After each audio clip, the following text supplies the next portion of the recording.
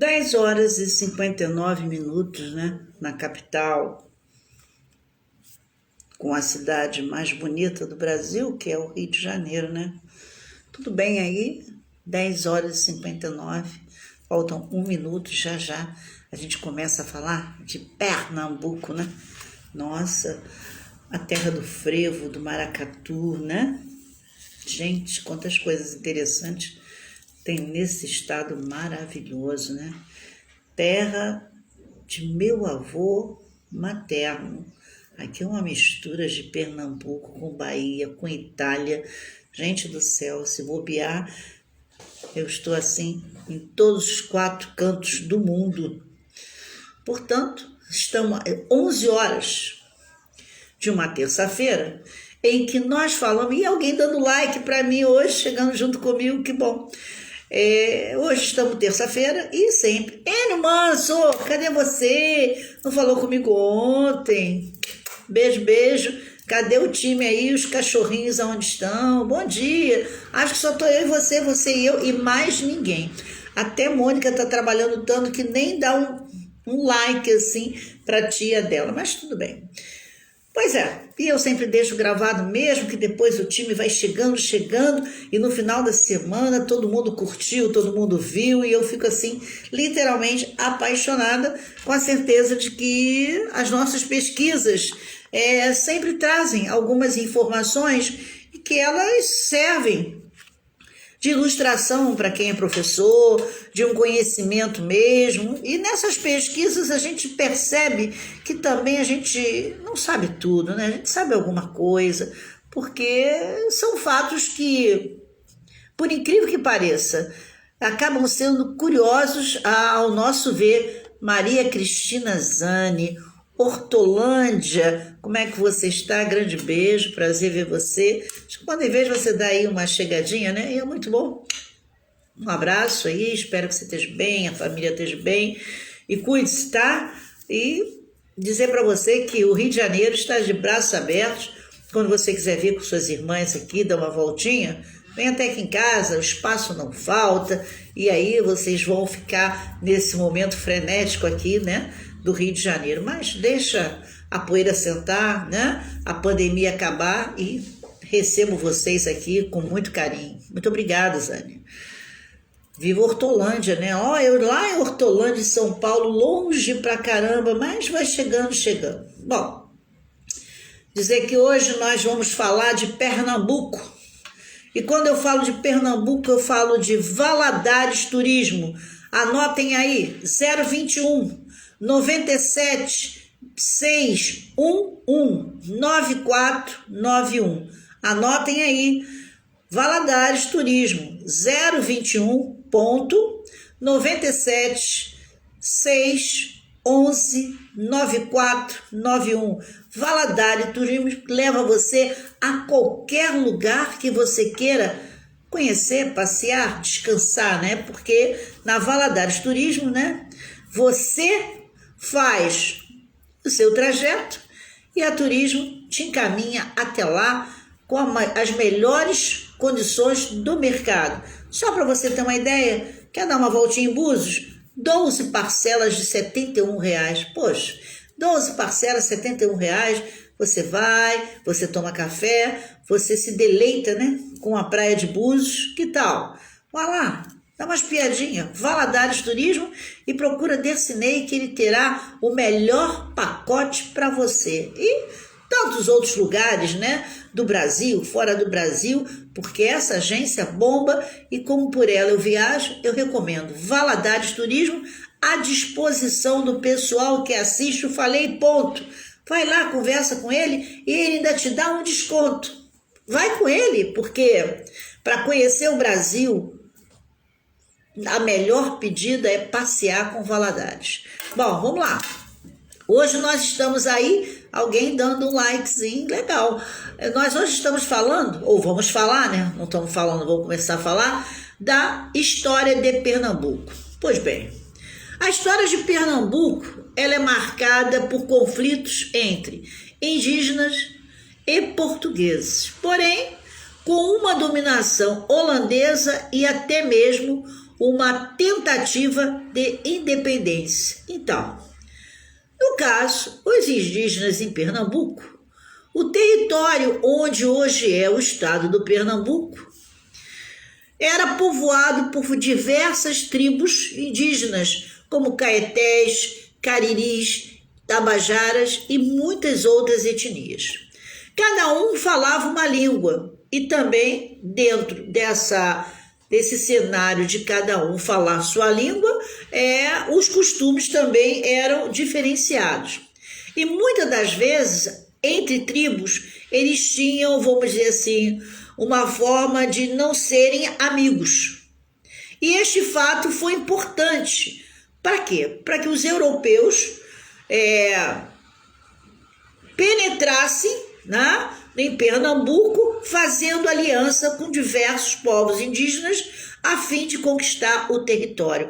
Então, chegou aí Luiz Paulo Antunes, bom dia, senão ele me cancela, eu não posso ser cancelada, imagina, como é que eu vou ser cancelada, né? Eu não quero ser cancelada, então eu preciso sempre falar com ele quando ele entra, e oi, Nilza, tava sentindo já a sua falta, porque eu tô falando já de Pernambuco, e você...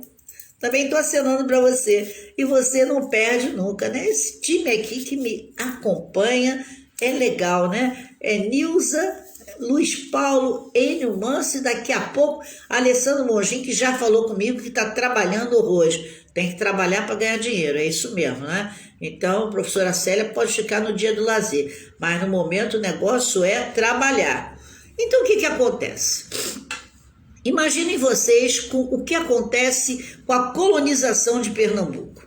Através do sistema de capitanias hereditárias, como eu já havia dito uma ocasião, não sei se vocês lembram, mas a capitania hereditárias, os seus governantes, em via de regra, eram pessoas que estavam comprometidas com, vamos dizer assim, os mandantes da época, né? Os mandantes da época, eles chegavam trazendo assim na realidade, e Ariane Travassos, gente, quanto tempo que não te vejo, só vejo você, Ariane, pelo Face, como você está, grande abraço, foi minha aluna no Colégio Civil também. Como eu falei anteriormente, as capitanias hereditárias elas eram cedidas de acordo com a conveniência, ou seja, aqueles que mandavam, que detinham o poder na época, sabendo que outros tinham condições financeiras bem significativas, entregavam os estados a nível de companhias hereditárias. Eu também, Ariane, muita saudade. E dessa forma, a gente já sabe que cada governante dessas capitanias eram pessoas que tinham total prestígio e que com elas eles já estavam ricos, faziam ainda mais, vamos dizer, fortuna, por conta de serem manipuladores de toda uma estrutura dessas capitanias. E, no caso de Pernambuco, essa capitania, né, Duarte Coelho tomou posse da capitania de Pernambuco.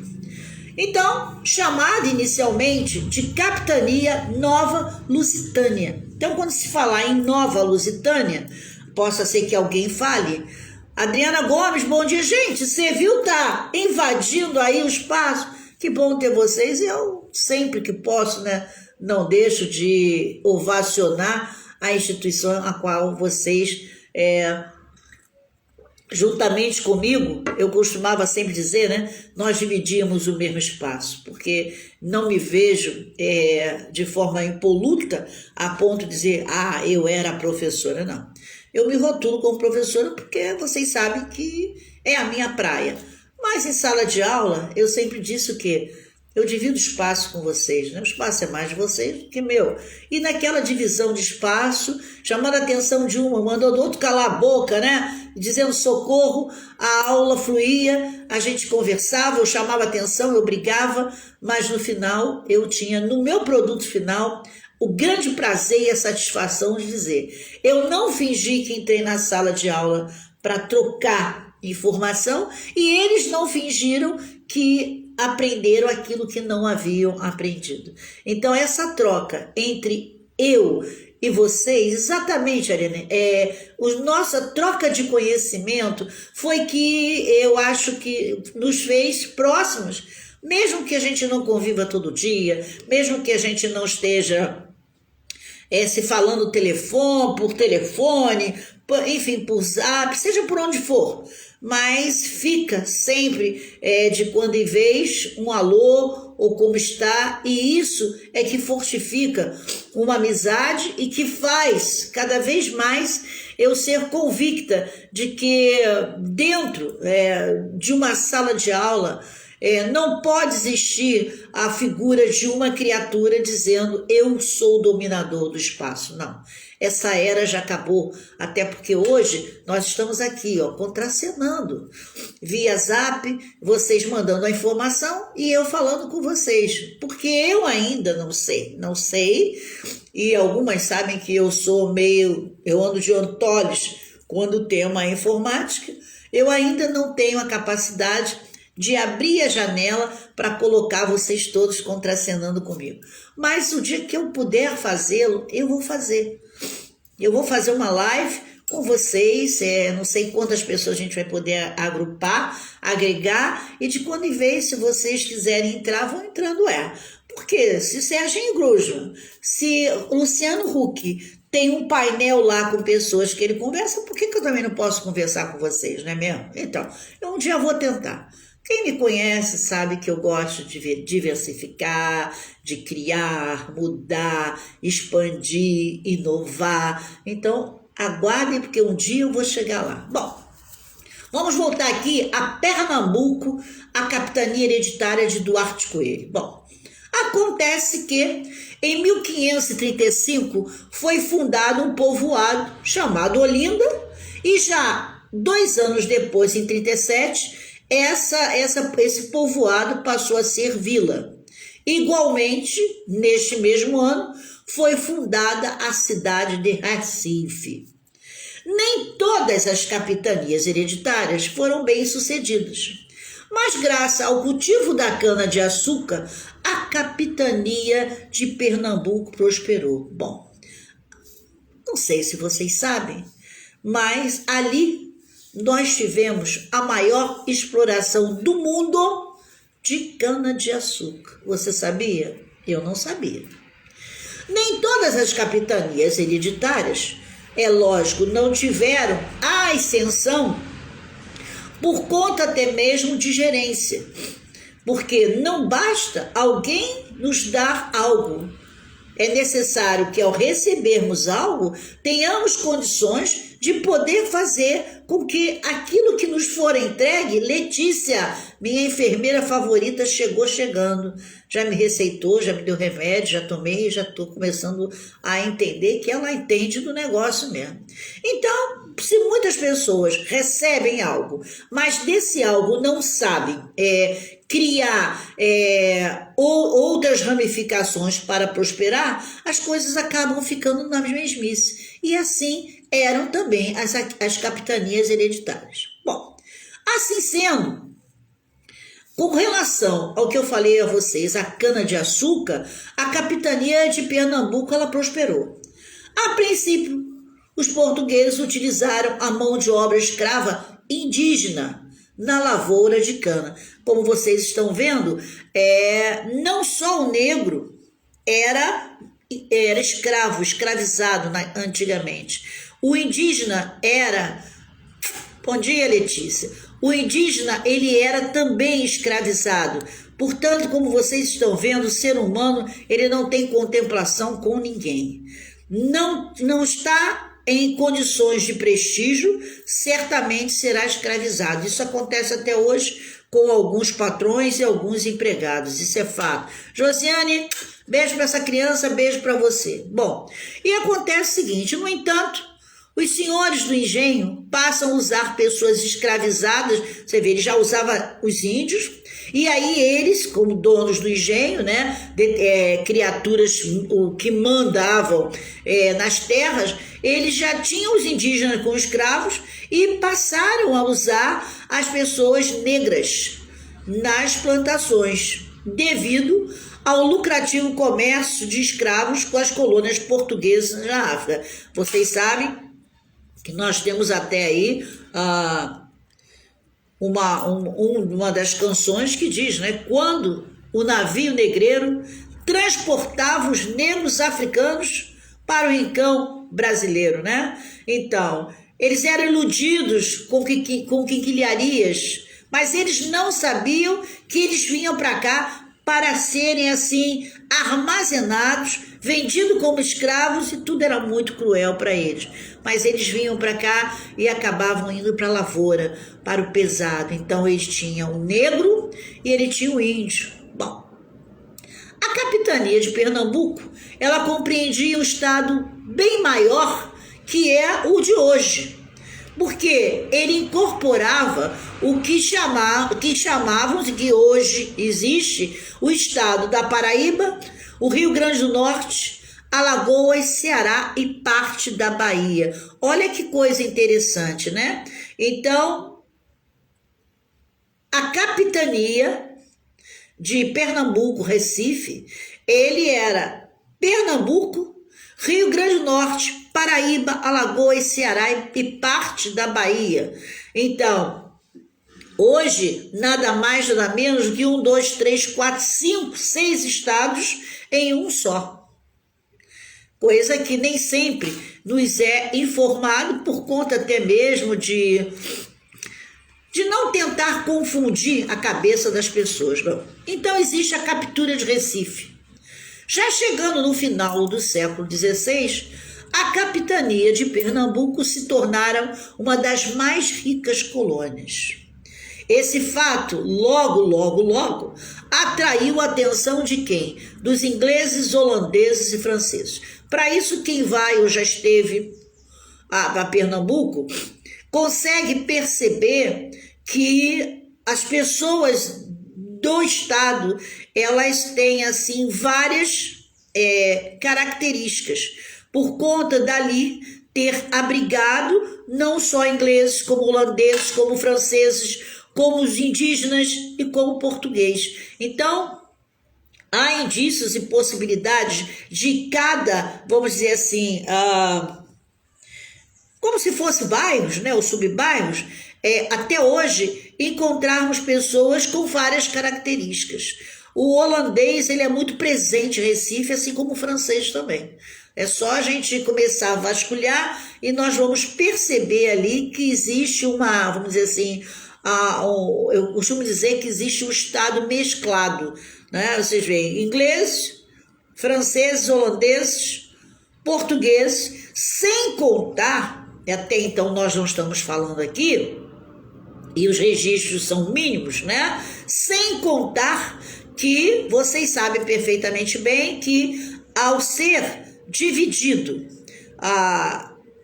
o Brasil e a colônia portuguesa se tornava a amicíssima, né, do reinado da Espanha, parte do Brasil era a competência de Portugal e outra parte da Espanha. Então, se pensarmos, além de Portugal, além da Holanda, além da França, além dos ingleses, nós ainda temos os espanhóis e os indígenas.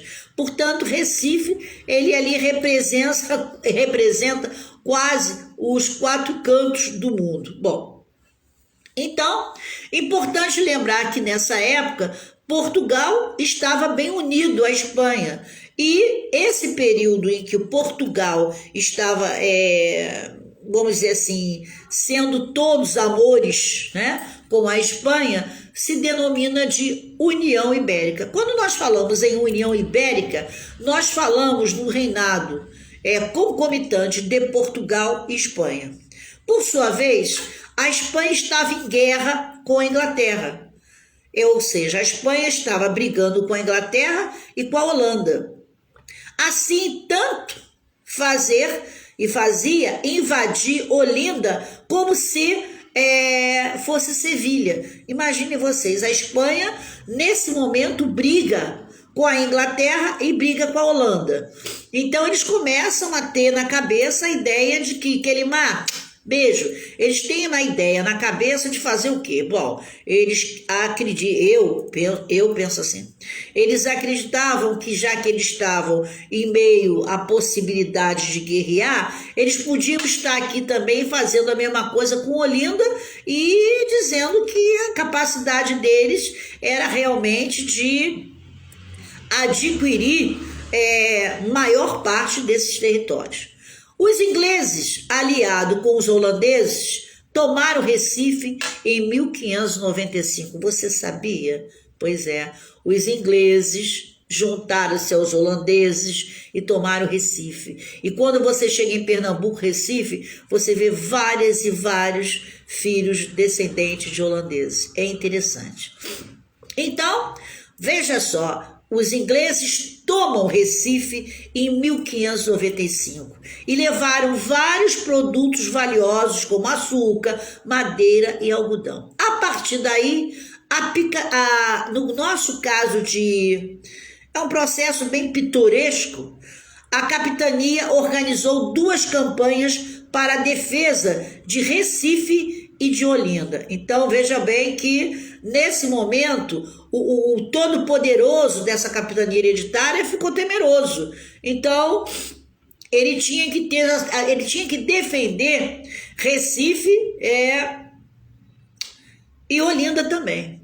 E aí vem, em 1630 até 1645, ou seja, durante 15 anos, ocorreu, olha, veja bem, e isso dificilmente alguém conta, a ocupação holandesa.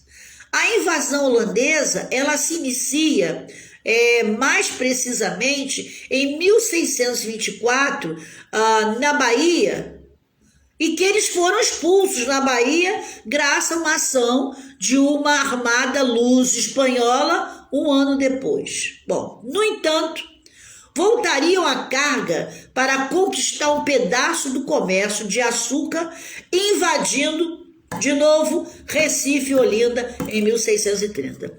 Então, em 1630, os holandeses invadem Recife e, consequentemente, Olinda. Apesar de ferozes combates, Olinda foi incendiada. Os holandeses se estabeleceram naquelas terras até a eclosão da insurreição pernambucana que aconteceu em 1645. Haverá um dia que eu vou falar exatamente dos combates que aconteceram em Pernambuco. Porque Pernambuco fora celeiro de grandes combates, grandes revoltas, hoje poderíamos dizer até que seria grandes movimentos políticos, né? Pernambuco ele tem uma representatividade muito grande no que concerne ao processo político e que nós, talvez até por não tornar nesse currículo que nós temos na instituição de ensino, fato importante, isso acaba muitas das vezes nos emburrecendo e nos tirando a possibilidade de conhecer de fatos que realmente fazem sentido ou que fizeram sentido para que o Brasil fosse esse torrão gigante, né? Então, eu acho que quando eu chego aqui na segunda, na terça-feira e até mesmo na quarta-feira, eu trago para vocês sempre subsídios para que vocês conheçam melhor, não só a política do Brasil, os seus estados e até mesmo os bairros em que nós convivemos dentro desse Rio de Janeiro.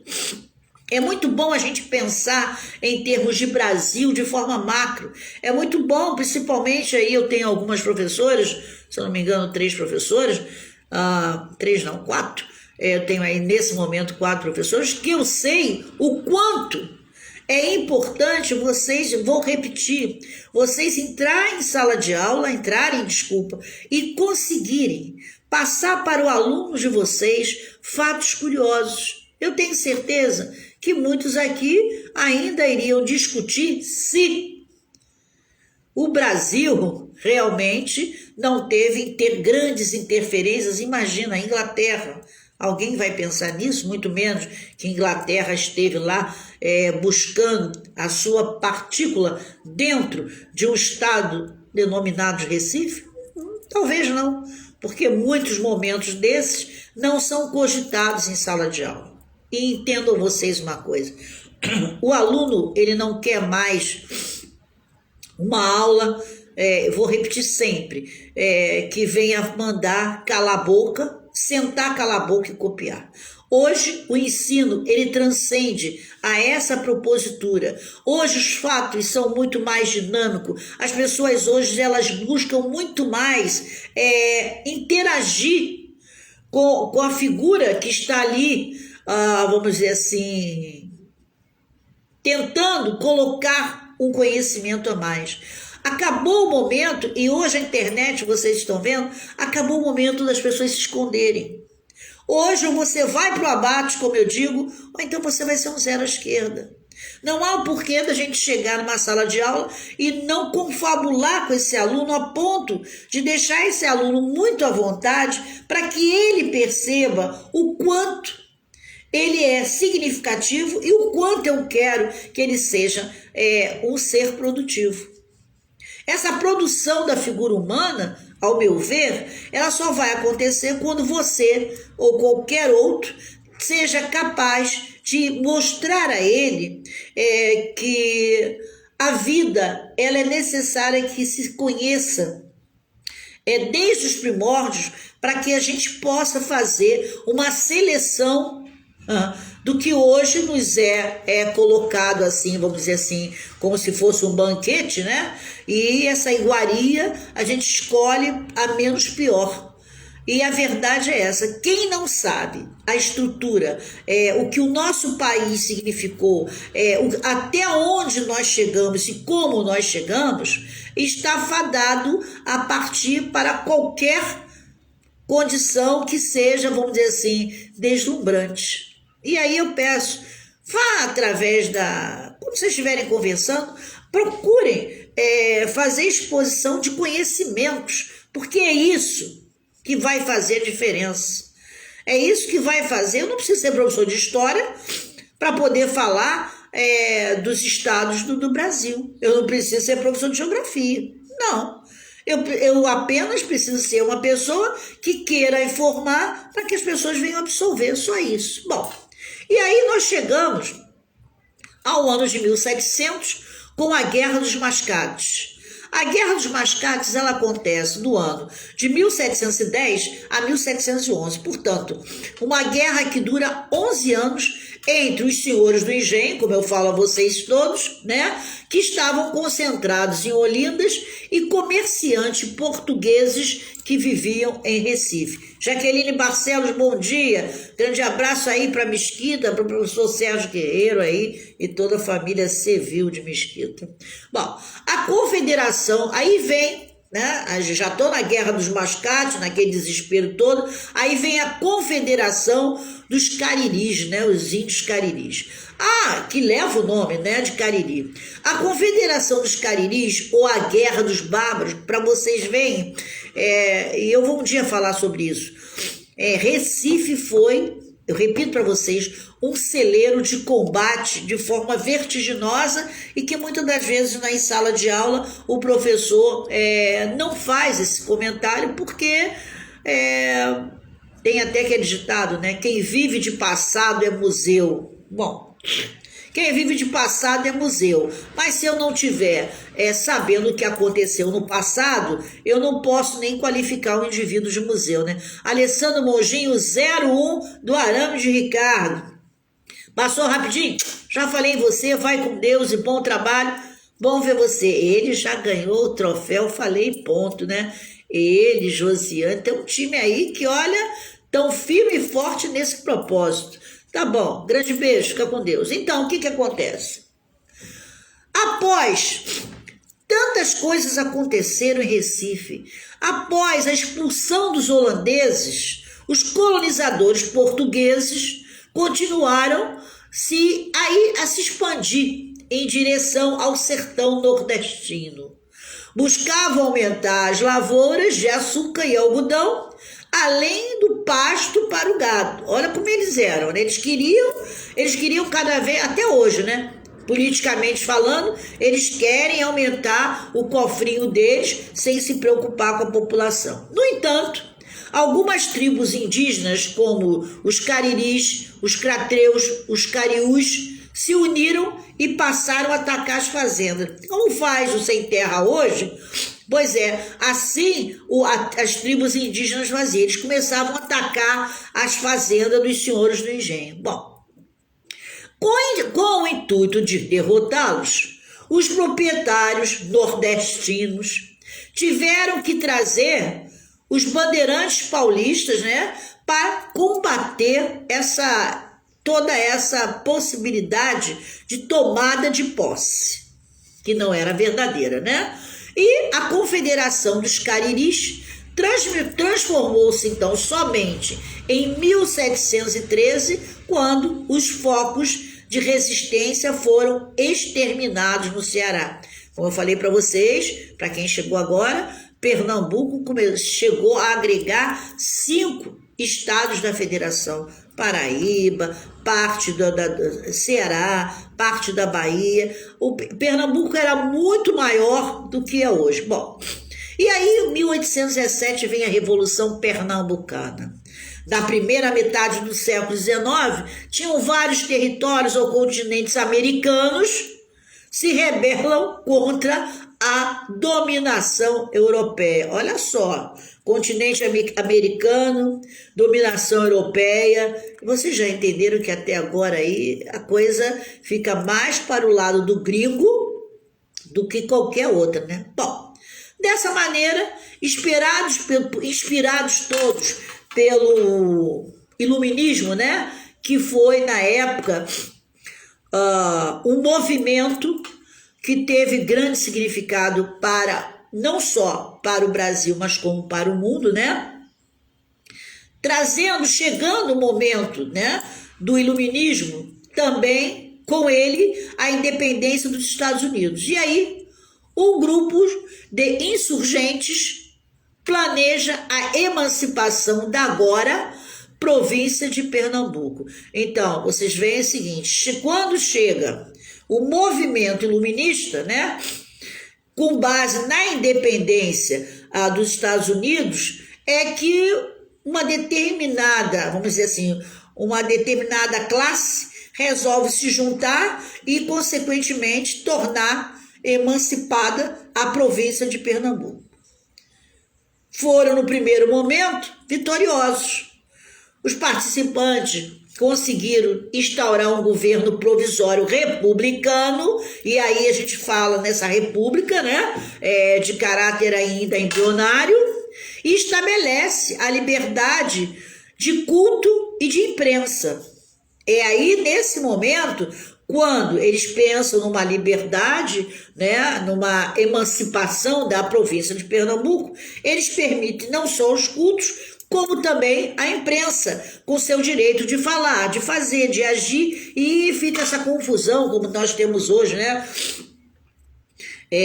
Politicamente falando, a imprensa já não é figura importante nesse processo, por conta do medo que eles têm de que acharem que a imprensa está sempre, como eu faço aqui, né, sempre esmiuçando alguma coisa que a própria história deixou de nos contar, ou que, infelizmente, aqueles que poderiam ter nos contado num determinado momento se exime de fazê-lo, até porque dá trabalho, né? Professor, às vezes, eu tenho professores com P minúsculo, tem professores com P maiúsculo.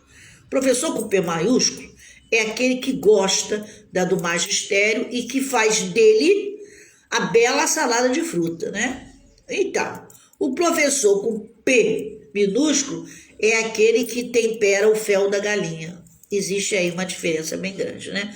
Portanto, quando estamos em sala de aula e omitimos para o aluno algum conhecimento, nós estamos fazendo o quê?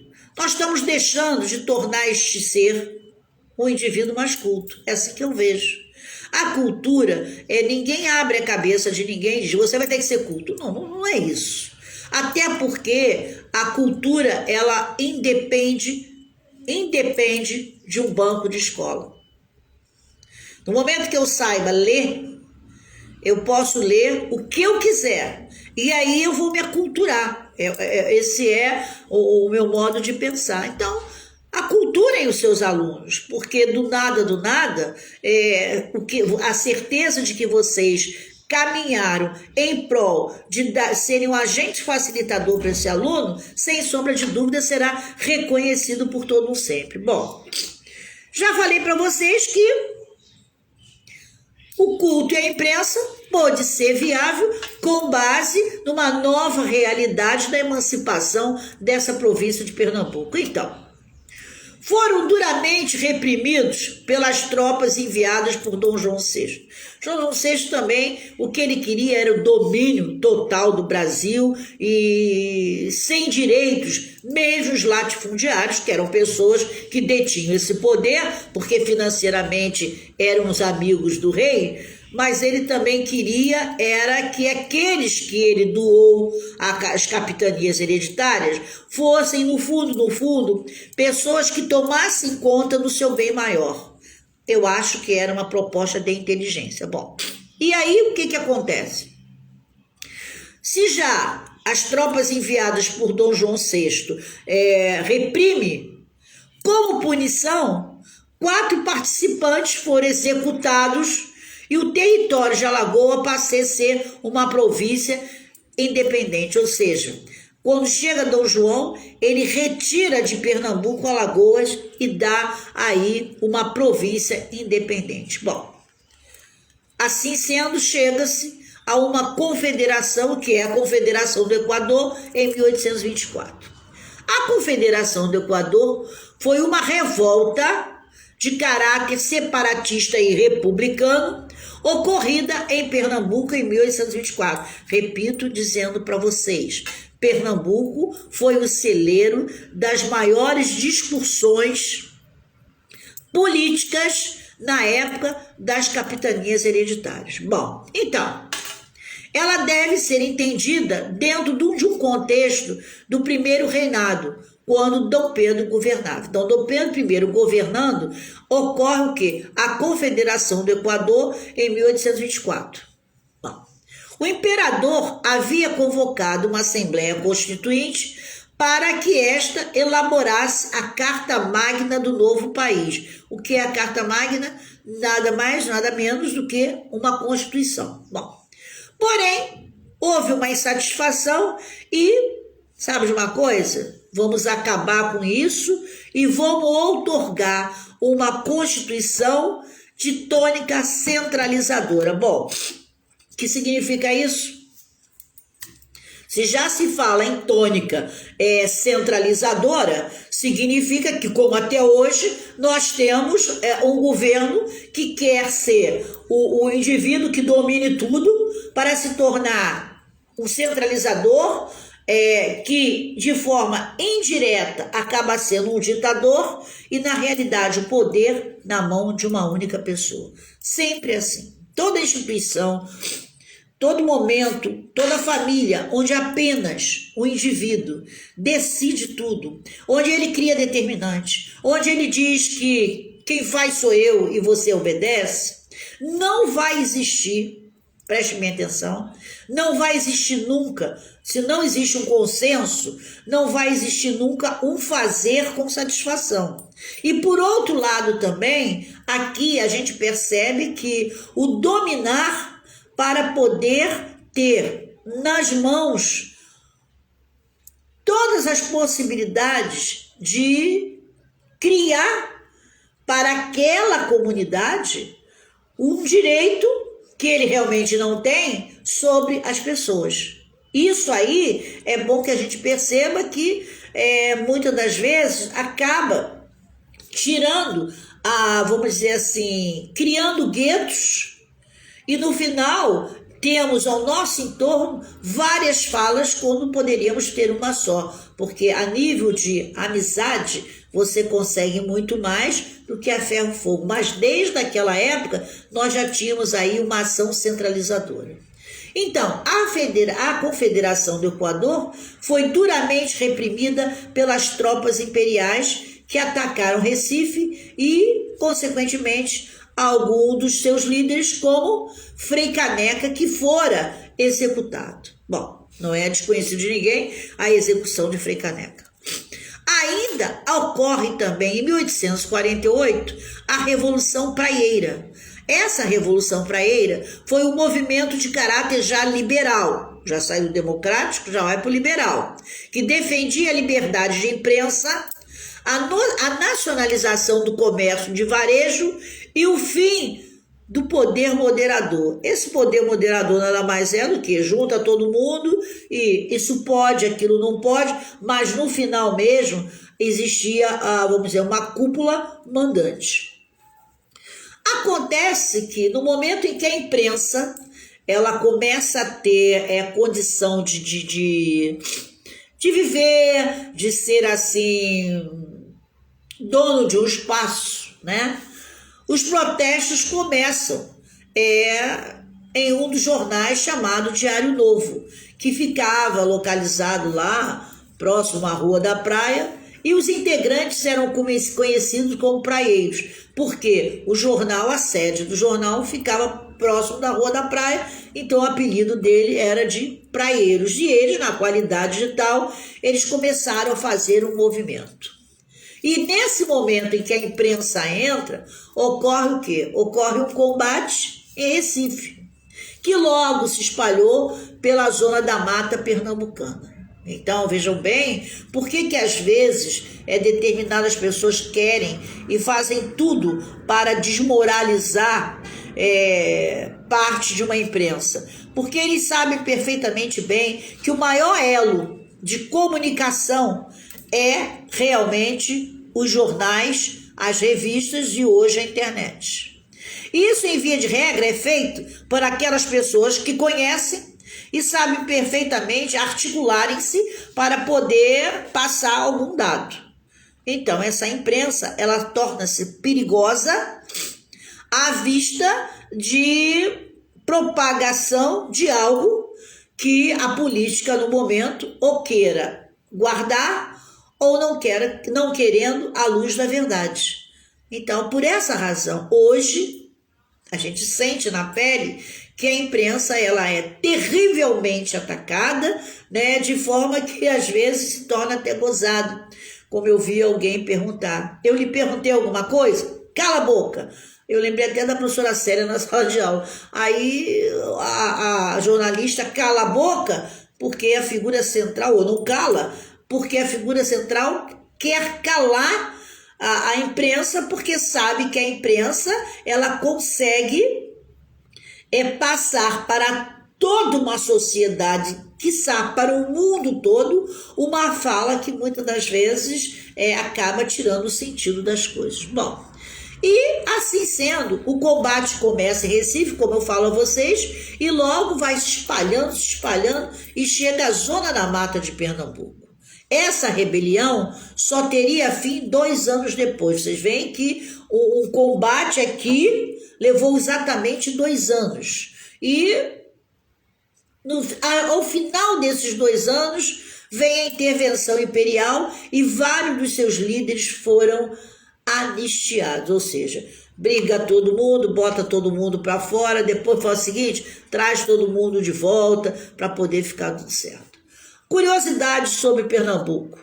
No Recife se estabeleceu a primeira sinagoga das Américas em 1600. Aí já vem a sinagoga, ou seja, vem assim, já estavam holandeses, já estavam espanhóis, já estavam ingleses, já estavam franceses, já estavam índios. Aí se estabelece que chega a sinagoga. Você já sabe que na sinagoga a gente está trazendo... Bom dia, Luiz Paulo, bom dia. Vocês já sabem que a sinagoga já está trazendo aí, vamos dizer assim, uma outra categoria, né, internacional. E em 1630, aqui, lá em Recife, a primeira sinagoga, ela se instala. Consequentemente, ela, se vocês sabem ou não, nós temos aí um patrimônio da humanidade que em 1982 fora considerada, então, por conta da sua beleza, Olinda, né? Olinda é a segunda cidade brasileira declarada Patrimônio da Humanidade, porque a primeira foi Ouro Preto, Minas Gerais, né? Porque Ouro Preto ali nós temos o Triângulo Mineiro, Congonha, Vila Rica, Sabará, ali esse Triângulo Mineiro todo, sem sombra de dúvida, tem que se ovacionar pela certeza da gente perceber que ali nós temos uma história, e uma história que nos faz perceber que o nosso Brasil, ele já é rico por si só, né? Eu acho que é o espaço físico mais, vamos dizer assim, de todo mundo. Eu acho que o Brasil, ele consegue ter rio, praia, montanha, ilha, né? O Brasil, ele consegue ter tudo, né? Eu acho que o latino, ele se enquadra muito bem nas nossas características. Então, algumas cidades de alguns estados, elas acabam sendo, não é só pela sua, vamos dizer assim, pela sua beleza, não, mas é um conjunto de coisas exuberantes que fazem com que venhamos a ser olhado pelo mundo como realmente um país de belezas múltiplas. E Pernambuco, sem sombra de dúvida, quem já esteve lá ou quem desejar estar, percebe ou irá perceber que é uma beleza tão natural e ao mesmo tempo, vamos dizer assim, tão agressiva, né, aos olhos daquele que observa, que parece que a gente está num outro mundo, né? E essa diversificação de criaturas, né, faz com que a gente entenda que Recife, Pernambuco, Olinda, realmente tem, assim, para nós, um valor imensurável, né? Então, partindo dessa premissa, essa inicialmente é a história que a gente começa a perceber que cria-se Pernambuco, Recife e Olinda. Deixando bem claro que Pernambuco fora um dos estados maiores da federação, até que aos poucos se encontra sendo desmembrada, e graças a Deus, se não fosse, talvez nós teríamos perdido parte do nosso território, ou para os ingleses, ou para os holandeses, ou para os franceses, ou para os espanhóis. Olha que coisa louca. Eu não digo indígena, né? Porque os indígenas, eles são donos, eu entendo assim, eles são dono do Brasil. Então eu não tenho o que falar. Eu acho que os indígenas, eles são os donos do Brasil. Então, aonde eles estiverem, eu disse isso no outro dia, começaram a rir de mim. Aonde eles estiverem, a casa é deles. A casa não é nossa, né? Bom, como principal ponto turístico que a gente pode ver de Pernambuco, Recife, Olinda, porque ali a gente fala, enfim. Quem quiser ir a Pernambuco deve perceber o seguinte, olha, nós temos ali as praias lindíssimas. Então, para isso, você tem que se programar. Tem que observar que o clima de Pernambuco, ele varia conforme uma região, né? Então, em alguns momentos, você vai ver sol, você vai ver chuva, você terá a possibilidade de conhecer o sertão, porque mais da metade do território também do estado é bem seco e quase não chove. Por isso, se você for lá, você tem que começar a se apropriar do direito, vamos dizer assim, das belezas que traz a Pernambuco. Bom, Recife, quando você chega em Recife, você encontra várias atrações que, se você for no carnaval, os bonecos de Olinda, né? Eles fazem caricatura de políticos, de criaturas que estão na moda, e ali ele sai brincando, se divertindo e mostrando essa beleza. Temos também em Recife o Instituto Ricardo Bernandi, porque ali você está consciente de que você vai saber tudo sobre história e ele está bem moderno, porque esse espaço ele foi construído em 2002. Bom, quando você pensar em Recife, você tem que buscar passeios turísticos que te remeta ao Recife antigo e ao Recife de hoje. Por que você está falando nisso, Célia? Porque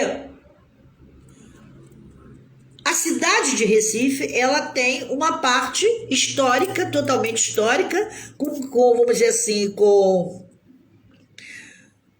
construções maravilhosas que nos remete a 1500, 1600, 1700, 1800, e já temos hoje, né, na Orla, os grandes prédios suntuosos, que não devem nada à Avenida Atlântica, não devem nada a Sernambetiba, por conta de ser a própria paisagem, né, onde tem praia, ela faculta o direito de você se sentir à vontade. E Recife é assim. Temos lá também a Torre Malakoff, que é uma opção turística para quem gosta dessa cultura, né? Ela tem um caráter militar do século XIX. E o que chama a atenção é a sua, vamos dizer assim, a sua arquitetura, porque ali lembram mesquitas do Oriente. Você sabe o que é mesquita? Sabe, né? Bom, então lá nesse lugar tem salas de exposição, salas educativas e, consequentemente, você sai dali, vamos dizer, envaidecido por ter tanto conhecimento, tanta cultura que vai te ajudar dentro daquela propositura, viver o momento que o Brasil teve, talvez, uma fase bem significante. José Carlos Caetano Machini, o príncipe, o dono, o síndico da passarela, né, da Marquês de Sapucaí. Beijo, te amo, ó, tô com o cabelo solto hoje, tá? Daqui a pouco eu vou para a cidade, aí tô com o cabelo solto. Bom, nós temos lá também, em Pernambuco, a Embaixada dos Bonecos Gigantes, né? O que a gente lembra? A gente, quando pensa em Recife, Pernambuco, a gente lembra logo dos tradicionais bonecos gigantes, porque apesar deles serem mais presentes na cidade de Olinda, Recife também tem um espaço só para abrigar uma coleção deles, e lá é chamado a Embaixada dos Bonecos Gigantes. Chegou lá, você tem um espaço só para ver esses bonecos gigantes. Olha, o Centro Histórico de Olinda, se você estiver procurando um ponto turístico em Pernambuco, você tem que visitar Olinda. Então, tem que conhecer o Centro Histórico da cidade. Por quê? Porque a cidade toda, olha que interessante, a cidade de Olinda toda, ela é tombada pela Unesco. E não é difícil encontrar muitas atrações turísticas e culturais, porque são dezenas de igrejas, museus, casarões antigos majestosos, lindíssimos e ateliês de artesanato. Ali a gente compra o artesanato que a gente quiser. Então, se você for a Recife, Pernambuco, vá até o Centro Histórico, de preferência pela manhã, e ao sair dali, você vai tomar aquele banho de mar. Então é como se você tivesse feito um ritual. Você passa pelo Centro Histórico, e eu posso dizer para vocês, porque eu até tenho mais fotos que eu vivi esse momento, né? Indiscutivelmente, eu digo para todo mundo, antes de pegar o seu passaporte e ir para um outro país, conheça o seu. Eu só não conheço mesmo, não conheço. Não conheço Amapá, não conheço Amapá. E Acre também não conheço. Mas nos demais eu posso assegurar a vocês que eu tenho um pedacinho de alguma coisa para poder hoje chegar com muita propriedade e dizer: Poxa, você sai de manhã cedinho, vá ao centro histórico, quando sair, atravessa ali e você vai tomar um banho de mar, porque a praia fica pertinho. Então, pega aquele calor e saiu dali, se joga naquele mar e, enfim, tudo vai ficar melhor. Como aqui no Rio de Janeiro, lá também nós temos o Mosteiro de São Bento, que é a igreja, nós temos a igreja e na igreja ao lado o mosteiro, que é também um ponto turístico de Pernambuco, porque para quem é católico e devoto, ele sempre quer ir a uma igreja, tirar uma foto. Eu tenho Assunção também, eu tenho foto nessas igrejas todas, mas a igreja que eu me identifico mesmo é Rio de Janeiro, Nossa Senhora da Glória, ali é o meu porto seguro. Bom, acontece que tanto a igreja como o mosteiro, ele fora criado no século XVI.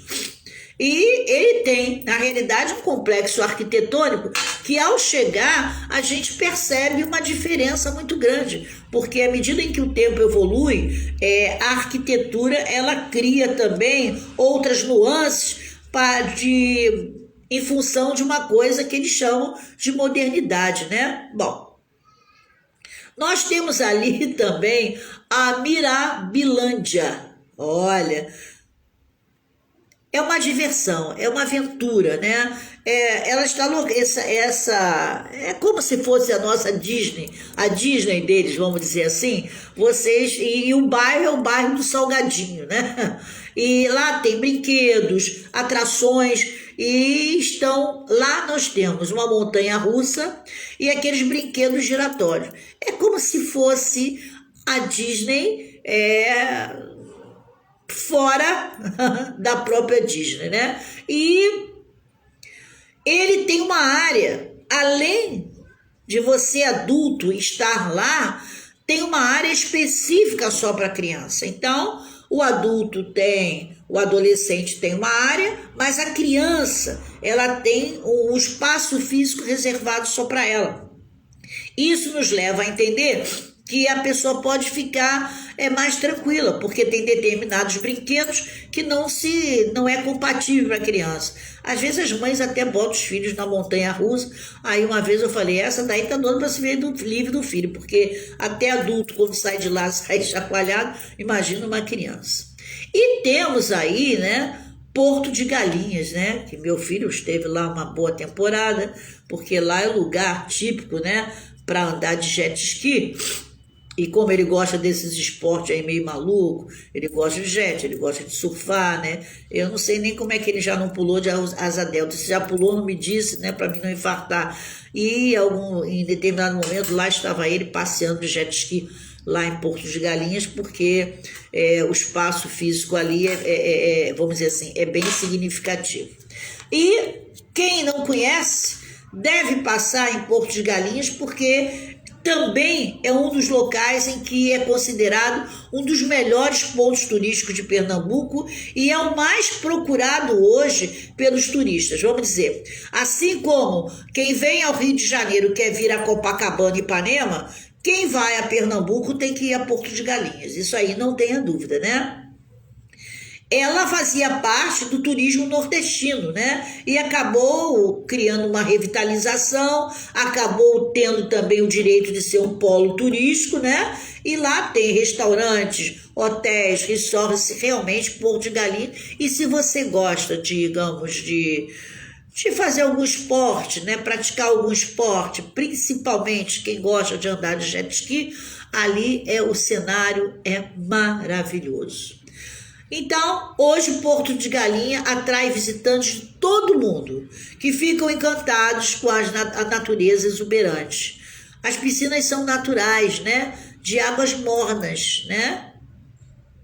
Portanto, se as piscinas são naturais, para quem gosta de água, essas águas bem calmas e mornas, e quer tranquilidade, vá a Porto de Galinhas, porque ali é o destino certo, e a Valadares Turismo, com Dercinei Valadares, dará a vocês toda a possibilidade de conhecer. Anotem aí, Valadares Turismo, vá conhecer Porto de Galinha, vamos juntando aí umas moedinhas, quem sabe, e uma vez por ano, fazer uma viagem. Faça de ônibus para que você possa conhecer 3 estados.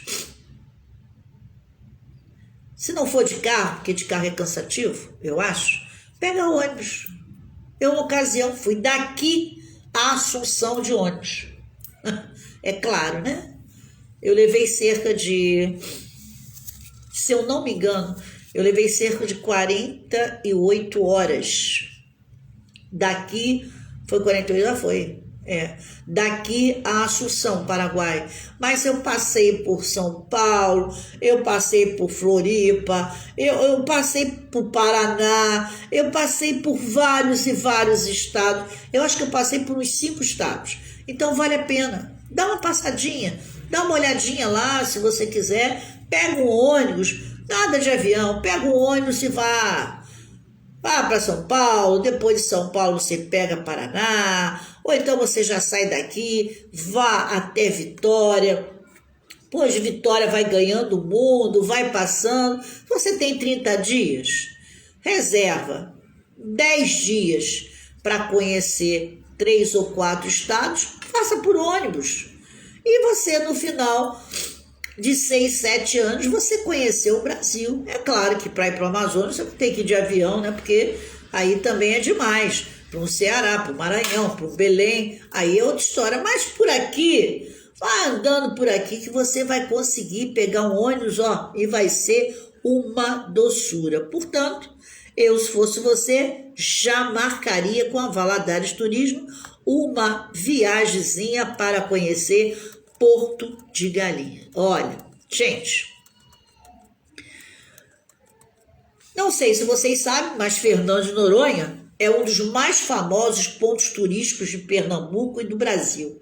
Afinal, quem nunca sonhou em passear no arquipélago mais bonito do país, né? Bom, lá, além de curtir a natureza exuberante e as águas cristalinas, você ainda pode fazer mergulhos. Então, não se esqueça de levar máscara e snorkel. E outra dica é levar um lanche, água potável, pois as ilhas não têm estruturas de barracas e bares. Não é permitido. Portanto, lá é um lugar típico para você curtir a natureza e não agredir a natureza com copo de plástico, essas coisas que as pessoas fazem, né? Bom, muita gente não sabe, mas Fernando de Noronha é dividido em 2 costas. As praias do Mar de Dentro, que ficam voltadas para o Brasil, e olha, veja bem, e as praias do Mar de Fora, que são voltadas para a África. Você sabia? Pois é, fica sabendo. As praias de as águas mais cristalinas são as de dentro. E entre elas as famosas Cacimba do Padre, Baía dos Porcos e a Baía do Sancho. Aí é deste lado do arquipélago que o sol se põe. Então, se você quer aproveitar para curtir uma das paisagens mais bonitas do país, a dica é ficar até a tarde. Imagina, o sol se retirando, aquele cenário, poxa, majestoso, gente. Já quando vocês pensarem no Mar de Fora, apesar da maioria das praias das costas de fora serem proibidas para banho, o passeio vale a pena. Isso porque lá você vai conhecer um pouco mais da vida marinha da ilha. Uma dica é visitar a Praia do Leão, onde ocorre, a desova das tartarugas, e a outra também, que é a Ponta das Caracas, onde você vai encontrar vários peixinhos coloridos, arraiais, enfim, e cações. No entanto, estejam atentos às regras da praia, hein? Como são pontos de desova e preservação das espécies marinhas, em muitos há horário de saída. Então você entra, mas você tem horário para sair, porque afinal de contas, os nossos peixinhos, as nossas tartarugas precisam descansar. Por isso, o ideal é chegar bem cedinho para aproveitar o máximo esse ponto turístico de Pernambuco. Vamos na cidade lendária? Quem não esteve lá, na Princesinha do Agreste, né? Como é mesmo o nome da princesinha do Agreste? Pois é a cidade de Caruaru. E nessa época, em São João, sem a pandemia, sinceramente, se você quiser ir a Caruaru, vai em junho, porque o negócio lá é frenético quando se fala de festa junina. É como se nós estivéssemos em fevereiro no Rio de Janeiro ou então em Salvador. Imaginaram? Da cidade lendária de Caruaru, realmente é a princesinha do Agreste, né? E lá você vai ficar deslumbrado com as músicas, a dança, forró, e ainda pode aproveitar as guloseimas, né? Não deixa de experimentar a maçã do amor e o bolo do fubá. Imagina, eu vou chegar lá com 60 quilos, vou sair com 90, com 100. Bom. Temos o Museu do Mestre Vitalino, porque quando a gente fala, né, nessa beleza toda, a gente não pode esquecer o Mestre Vitalino, que é um dos principais pontos turísticos do Agreste de Pernambuco. Lamentavelmente eu esqueci, mas eu deveria ter trazido para vocês verem os bonequinhos do Mestre Vitalino. Bom, essa casa, que é o Museu do Mestre Vitalino, é um dos pontos turísticos, né, do Agreste de Pernambuco. O local já foi moradia de um dos maiores artesãos do estado e hoje é um museu que conta com obras que acabam simbolizando a valorização da cultura nordestina. Vale a pena visitar, hein? E você já esteve na Feira de Caruaru? Já ou não? Já falei para vocês, em junho, vá lá com a Valadares Turismo. E quem está procurando um ponto turístico em Pernambuco e não abre mão de fazer umas comprinhas, tem que conhecer a Feira de Caruaru. Lá você vai encontrar lojas, barraquinhas que vendem todo tipo de artesanato, que vai desde para bebê até para adulto. Além disso, os restaurantes e os bares, e você começa já pensando no que você vai comer a nível de gastronomia. Passe também lá no Tamandaré, que é um lugar para descansar, onde a cidade tem piscinas naturais e 5 belas praias. Bom, temos a Praia do Carneiro e a Capela de São Benedito. Gente, se eu falar aqui tudo que tem mais, vocês vão, mas no final de tudo, tem uma musiquinha, né, de Chico Anísio, né? Essa ciranda, quem me deu foi Lia, que mora na ilha de Itamaracá. Pois é, Chico Anísio gostava, né, de belas músicas, né? E ele gostava muito de Itamaracá. E, consequentemente, Itamaracá é o destino perfeito para quem quer descansar e curtir a natureza. O local tem praias de águas tranquilas, coqueiros, manguezais, enfim, ali, e uma dica. É um passeio que vale muitíssimo a pena. Pois é, eu passei por Caruaru, eu passei por Itamaracá, e dizer para vocês que bom mesmo é ir lá e certificar, porque, gente do céu, o Brasil é infinitamente belo. E às terças-feiras eu estou sempre contando o que a gente precisa saber desses estados maravilhosos. E quando puder, pegue seu carro, a Adriana Gomes, quando puder, pegue seu carro, pegue seu ônibus, pegue seu avião e vá conhecer o Brasil, porque nós temos um torrão maravilhoso, nós temos um espaço físico digno dos nossos olhos poder apreciar. Antes de conhecer qualquer lugar que não seja o nosso país, a nossa pátria, stop, ponto, pare, venha conhecer o Brasil, porque de norte a sul, olha, as belezas são múltiplas e a gente não pode deixar de conhecer. Mas se você não puder ir, a pandemia não deixa, o trabalho não permite, então recomende aos seus colegas às terças-feiras para que vocês possam saber, e eu também, a gente troca, né?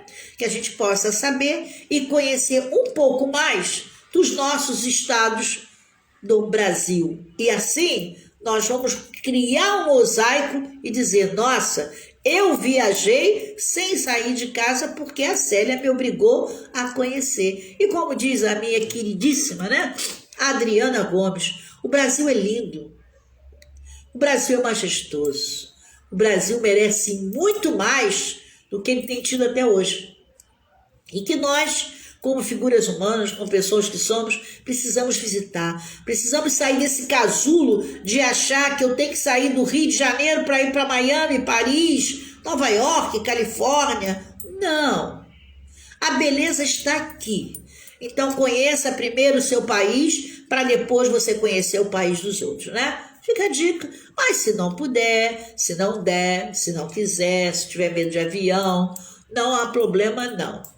Aqui nós vamos conversar sobre o nosso Brasil toda terça-feira. E terça-feira que vem, eu não sei o que eu vou fazer, mas eu vou fazer uma pesquisa de algo que seja majestoso para que a gente fique sempre interagindo. Então, se você gosta de conhecer as cidades, os locais, terça-feira, nosso encontro marcado aqui no Falei Ponto, professora Célia Defrão. São 12 horas e 10 minutos na cidade mais bonita do Brasil, que sabe do mundo, que é o Rio de Janeiro, né? Então, na medida do possível, amanhã é quarta-feira e eu vou falar de um bairro, não sei não, hein? Eu vou pensar, mas tem que ser um bairro que tenha um atrativo que você nem imagina.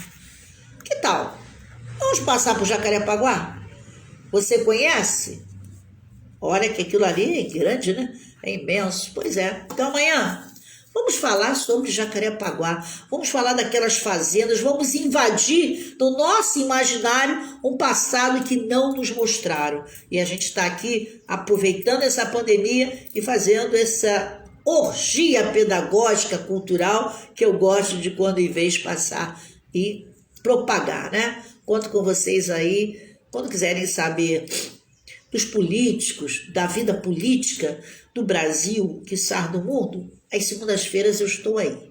Às terças-feiras a gente fala sempre de um estado que a gente precisa conhecer. Pelo menos em história, né? Para a gente poder contar. Quarta-feira a gente procura sempre um bairro, nosso Rio de Janeiro, para que possamos conhecer. Semana passada eu falei em Santa Cruz. Foram coisas tão interessantes, tão bonitas, que eu fiquei emocionada. E vale a pena um turismo por um lugar que... Santa Cruz. As pessoas falam, Santa Cruz, né? Maravilhoso. Quinta-feira, como não posso deixar de lado, jamais, eu tenho que falar do meu samba, né? Do samba do Machine, do carnaval, porque vocês sabem que eu gosto de carnaval. E sexta-feira já não tem mais, por conta de que sábado a minha turma pediu para que a gente fizesse a leitura da Lei das Diretrizes e Bases no sábado, então, de 11 ao meio-dia. Eu estou aqui sábado falando da LDB. E aí dá para todo mundo assistir, quem não trabalha, vai fazer concurso público. E atenção, uma dica para vocês, hein?